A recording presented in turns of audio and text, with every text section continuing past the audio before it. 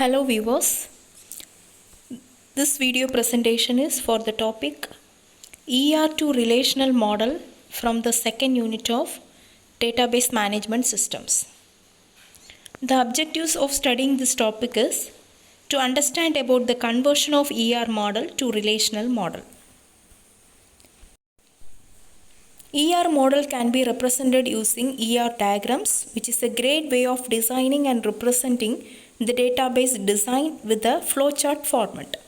It is very convenient to design the database using the ER model by creating the ER diagram and later converting it into relational model to design your tables.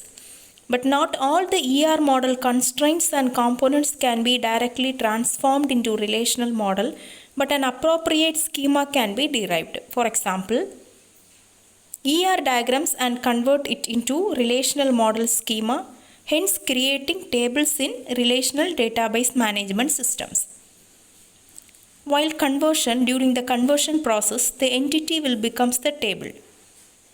The entity in the ER model will be changed into tables, and for every entity in the ER model, tables will be created in the relational model, and the attributes of the entity will become the columns of the table.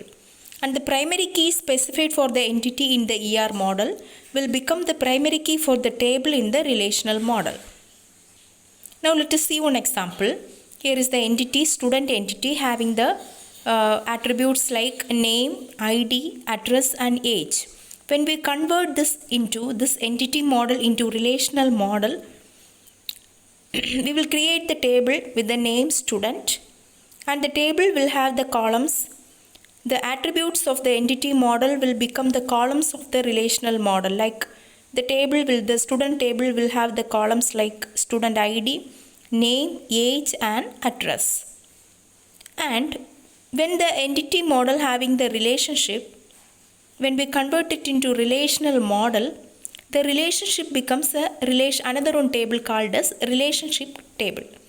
So normally in the ER diagram, we use the rhombus shape to represent the relationship between two entities. In the relational model, we create a relational table to represent the relationship. For example, here in this small example, teacher is an entity, student is an entity having the relationship between them, that is teachers. So when we convert this small model into relational model, we will create a table for teacher and we will create the table for student with all attributes converted into columns. Now we will create an additional table to show the relationship between the entities. And the relationship table will hold the primary key for both tables, student and teacher, in a tuple to describe the relationship which teacher teaches, which teacher teaches which student. If there are additional attributes related to this relationship, then they become the columns of the table, like subject name. Also, proper foreign key constraints must be set for all the tables.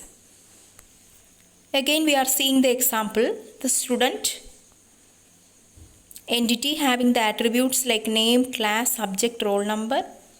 So when we mapping this entity model into relational model, we will create the table for entities and the attributes will become the columns of the tables and we will declare the primary key.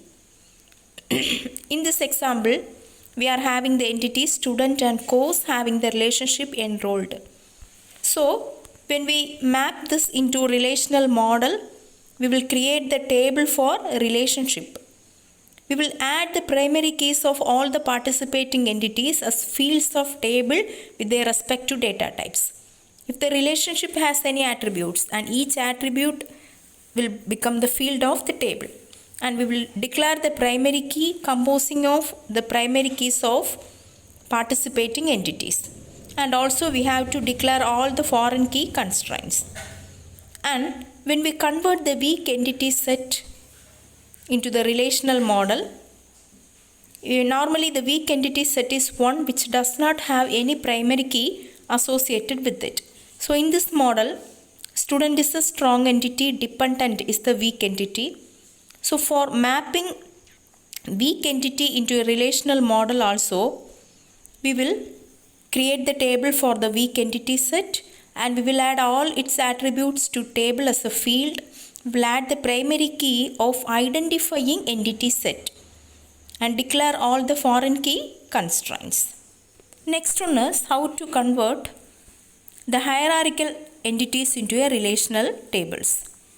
So entity relationship features like specialization or generalization comes in the form of hierarchical entity sets. Here, person is the higher level generalized entity